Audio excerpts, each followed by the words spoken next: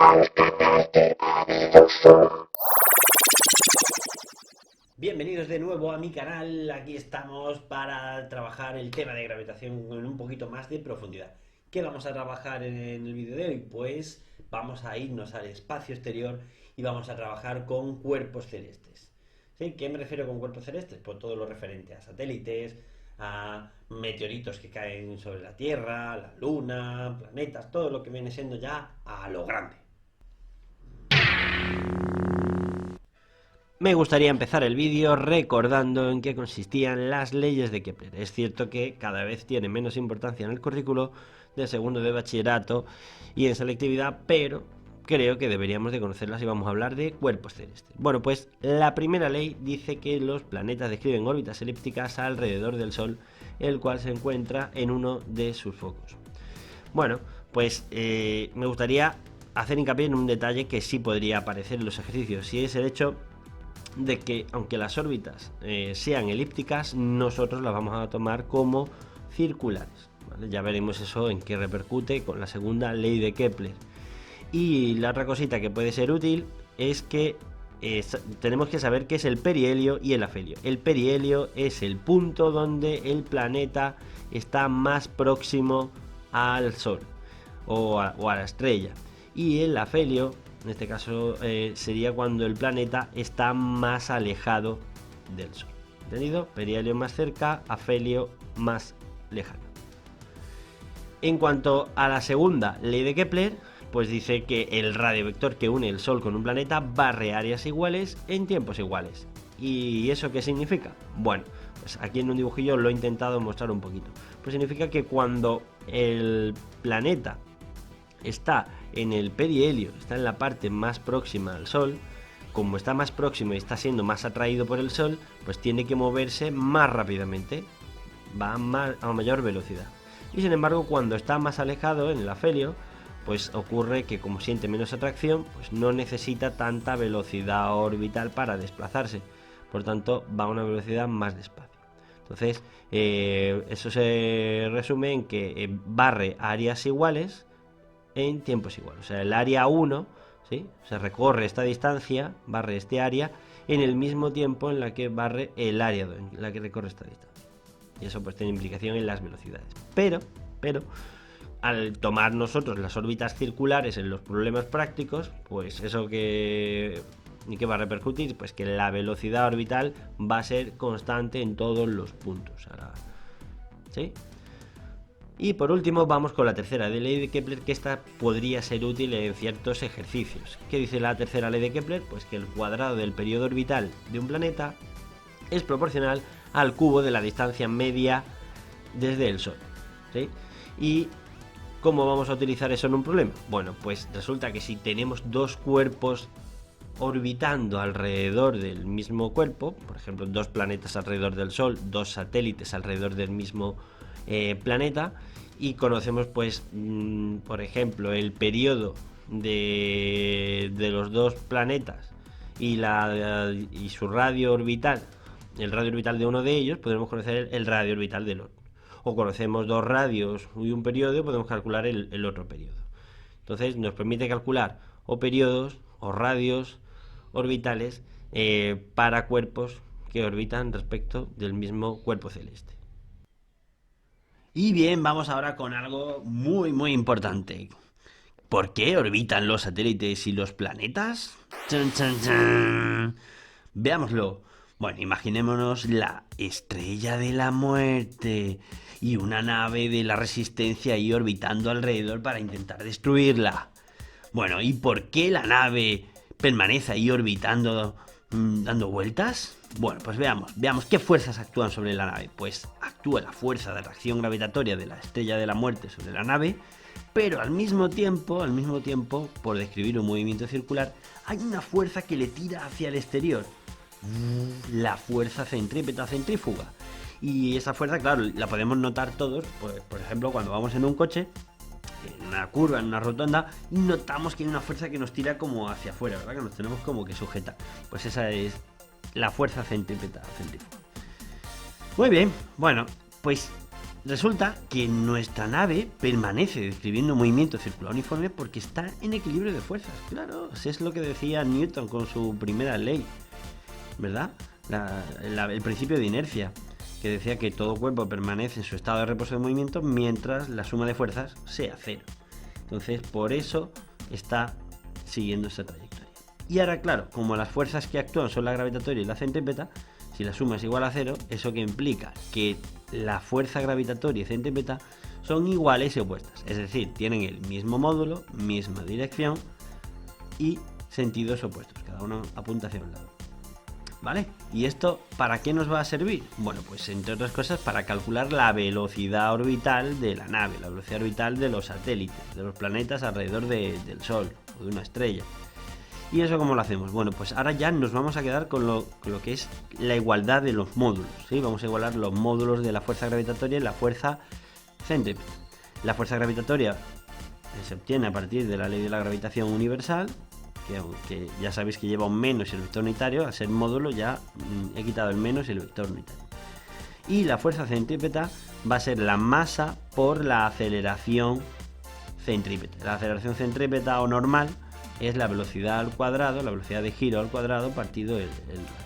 Bueno, pues resulta que si simplificamos esta igualdad, por ejemplo, las masas se nos van. M minúscula es la masa de la nave, del satélite, del objeto que orbita, y M mayúscula la masa del cuerpo que está en el centro, en la masa de la estrella de la muerte o la Tierra y así. ¿Y qué se nos va también? Bueno, pues el radio orbital, bueno, uno de los radios, sigue permaneciendo uno aquí. Y ahora, pues si despejamos de ahí la velocidad, haciendo la raíz cuadrada, ¿qué nos queda? Que la velocidad orbital de un cuerpo respecto de otro es la raíz cuadrada de g por m partido m. Y en sistema internacional, metros partido segundo. Nunca olvidemos que el radio orbital siempre es la distancia entre centros. ¿Sí? Es decir, el radio del planeta, en este caso de la estrella de la muerte, más la altura a la que esté la nave. ¿Entendido? Siempre la distancia total, en metros. Bueno, ¿y ahora qué vamos a ver? Pues vamos a expresar la velocidad orbital de otra forma, porque resulta que como el movimiento es circular, y es circular uniforme, la velocidad en un movimiento circular es la velocidad angular por el radio. La velocidad angular por el radio. Y la velocidad angular es 2pi partido el periodo, por tanto la velocidad orbital la podemos expresar como 2πr partido t. Entonces esta forma de calcular la velocidad orbital también es válida, siempre y cuando conozcamos el radio orbital y el periodo. Entonces, ¿qué podemos hacer?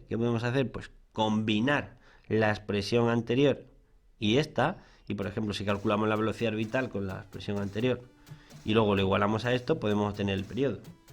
¿Sí? El periodo, recordad que es el tiempo que tarda en el satélite en dar una vuelta completa alrededor del planeta. Y en segundos. Bueno, pues lo dicho, vamos a igualar ambas expresiones de la velocidad orbital. ¿Sí? Y si queremos despejar aquí algo, pues podríamos despejar lo que sea.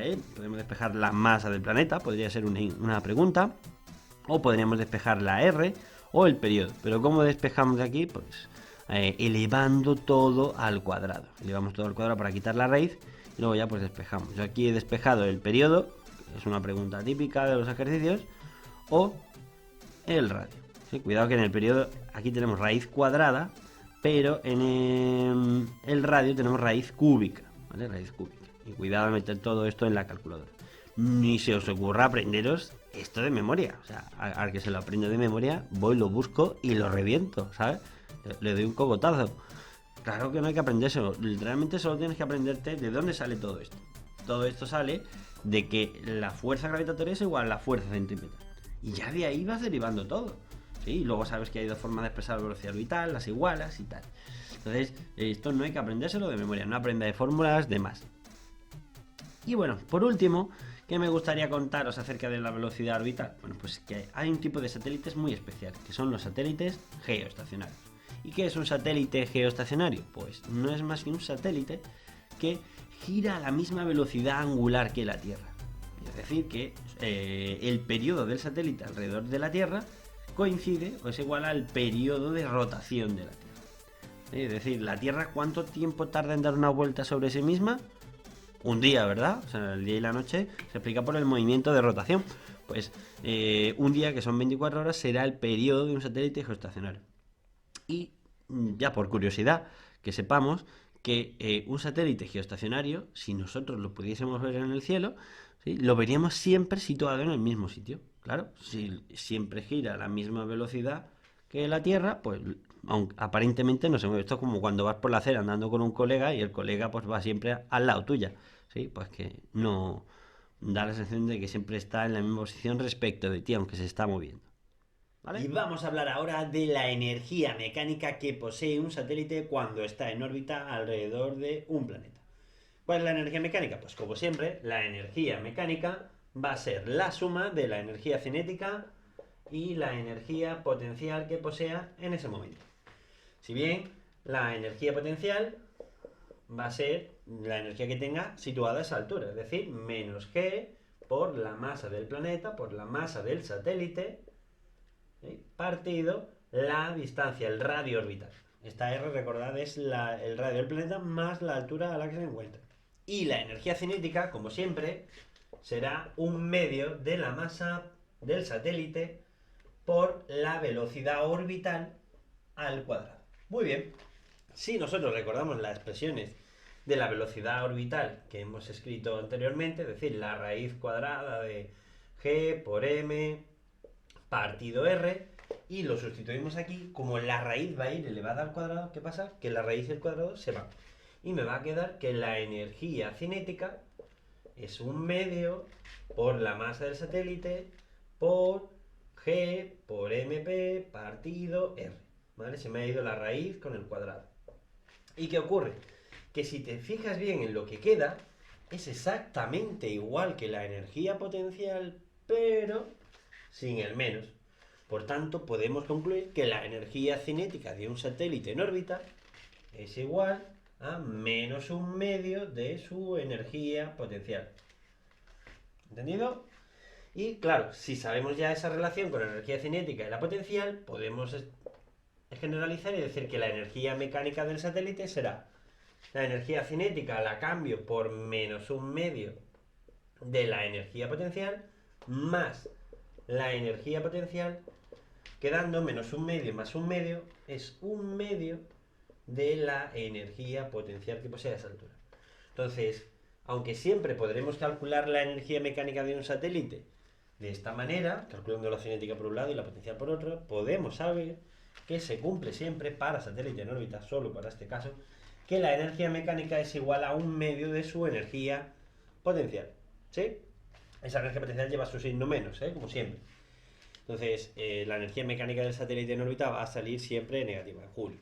Bueno, otro aspecto que nos podrían preguntar es acerca de la energía que necesitamos para colocar un satélite en órbita, o la velocidad necesaria para llevarlo a esa altura y que empiece a orbitar. ¿Sí? Bueno, pues para hacer eso vamos a hacer un balance de energía. ¿Qué balance de energía? Bueno, pues vamos a suponer que en la superficie terrestre o del planeta, nuestro objeto, nuestro satélite, va a tener una cierta energía mecánica inicial. ¿Sí? Y cuando llegue a la cierta altura, pues comenzará a orbitar y poseerá una cierta energía mecánica final.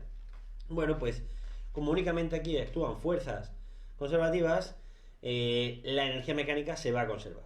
Entonces la energía mecánica al inicio va a ser igual a la energía mecánica al final, y ahora solo tenemos que desarrollar esto.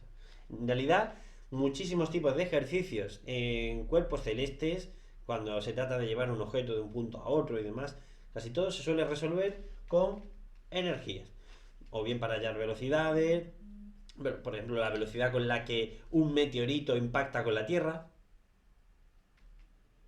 ¿Habéis visto esto, no? Y se me va, ¿eh? Bueno, entonces, en este caso, ¿cómo lo vamos a hacer? Bueno, pues la energía mecánica inicial sería la energía cinética inicial. Esa energía cinética inicial incluye la velocidad de lanzamiento, la energía potencial inicial, que va a ser la energía potencial que posea el satélite en la superficie terrestre, o si partimos de una cierta altura, y la energía mecánica final sería la energía mecánica del satélite en la órbita, que podemos ponerlo como cinética más potencial o ponerlo como un medio de la energía potencial, como hemos demostrado hace un momentito. Entonces, como queráis, energía cinética final más potencial final. Bueno, pues ahora ya de aquí podemos hacer lo que queramos.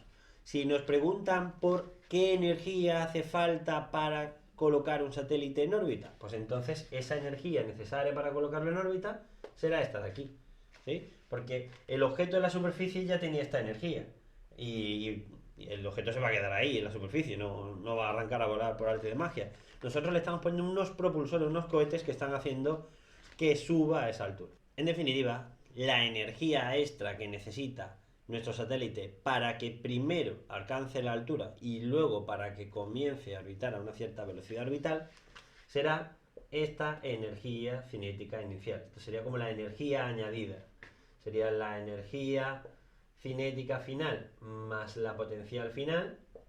Sería como la energía mecánica en la órbita y por tanto será un medio de la energía potencial, como hemos demostrado antes, menos la energía potencial que tuviese en el punto inicial, es decir, en la superficie terrestre o si ya estaba a otra órbita. Entonces esta sería la energía que hay que añadir, que hay que suministrar a un satélite para que comience a orbitar. Si únicamente nos piden la energía para que alcance una determinada altura, entonces no haremos esto. Lo que haremos es el trabajo como menos la variación de energía potencial. Y si lo que nos piden es la velocidad de lanzamiento, entonces lo único que tenemos que hacer es desarrollar de aquí esta expresión, cambiando la energía cinética inicial como un medio por la masa por la velocidad inicial al cuadrado. Igualado a todo esto, entonces ya de ahí pues el 2 pasa multiplicando, la masa dividiendo y hacemos raíz cuadrada. No hace falta que os dé una expresión ahí súper tocha, dependiendo de R, de no sé qué, de las masas, no sé cuánto, porque ya digo que no hay que aprenderse ninguna expresión de memoria, hay que entenderlo. Entonces, del balance de energía podemos calcular o velocidad de lanzamiento o la energía total a suministrar.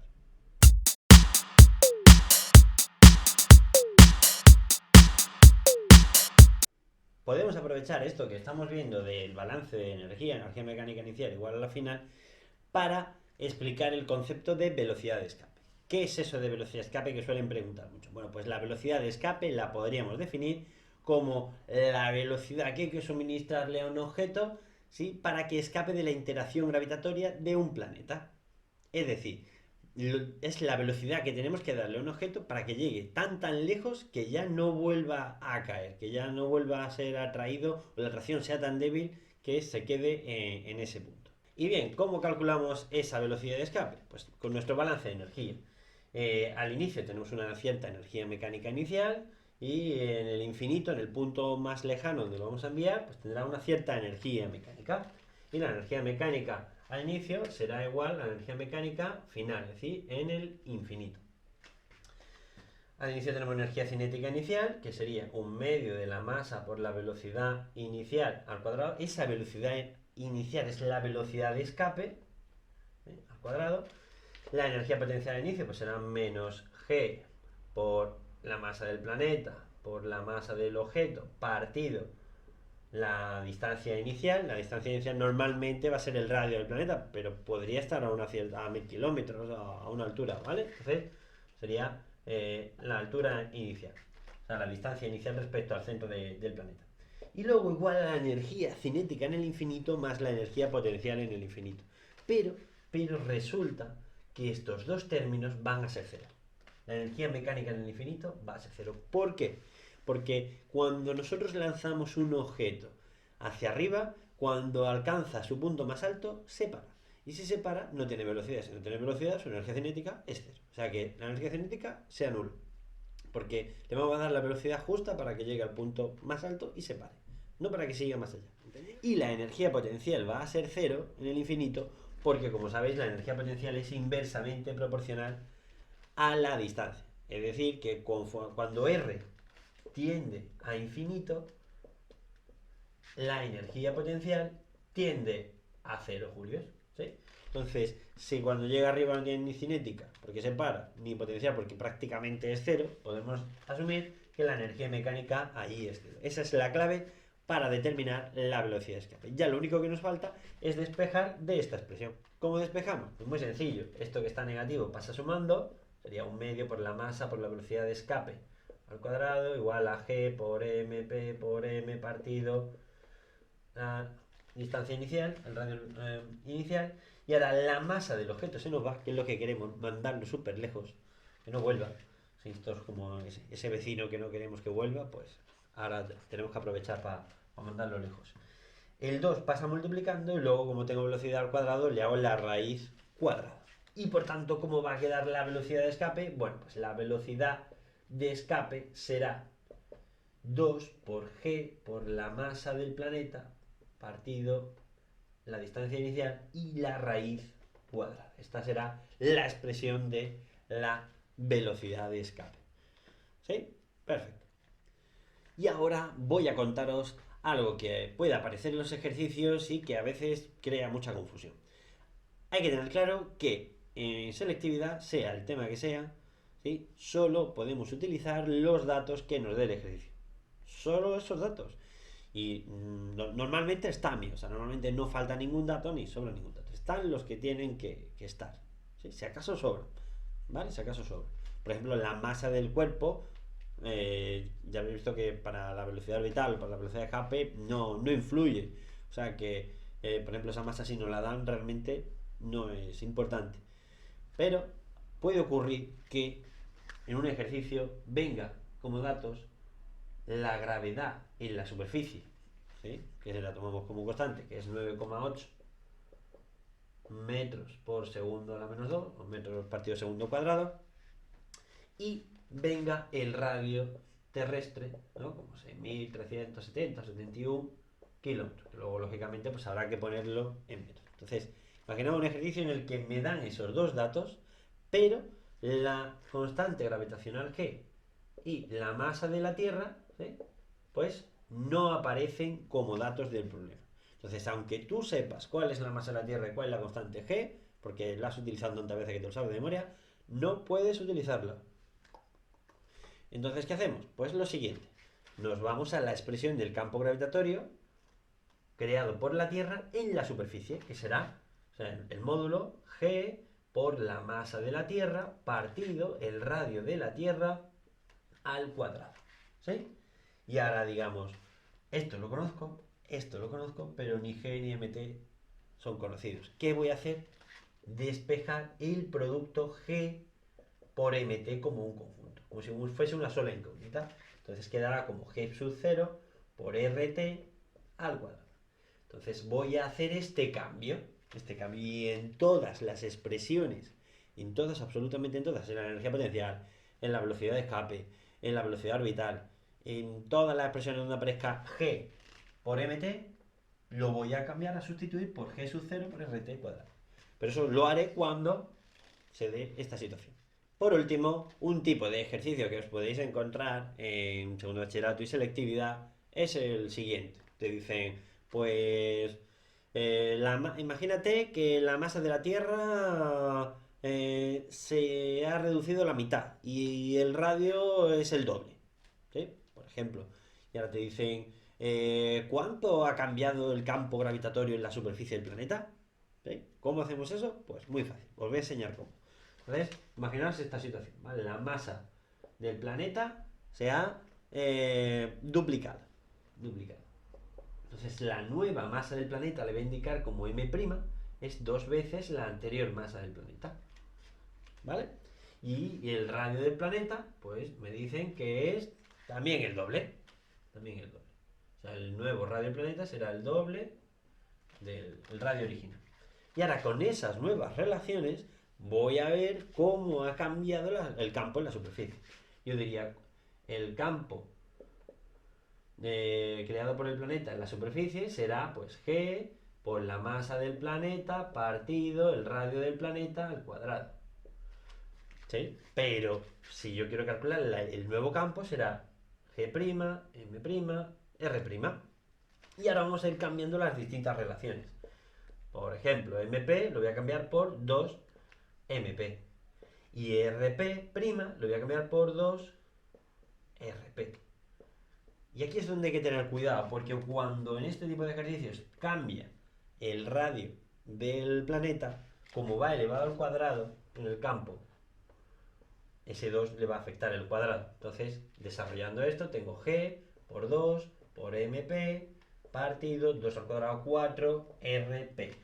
El 2 se simplifica con el 4, queda un medio, me sale un medio por G por MP partido RP al cuadrado. Y todo esto que es G por MP partido RP cuadrado, bueno, pues todo esto es el campo gravitatorio en la superficie del planeta originalmente. Por tanto, concluyo que el nuevo campo gravitatorio será un medio, será la mitad del campo gravitatorio del planeta.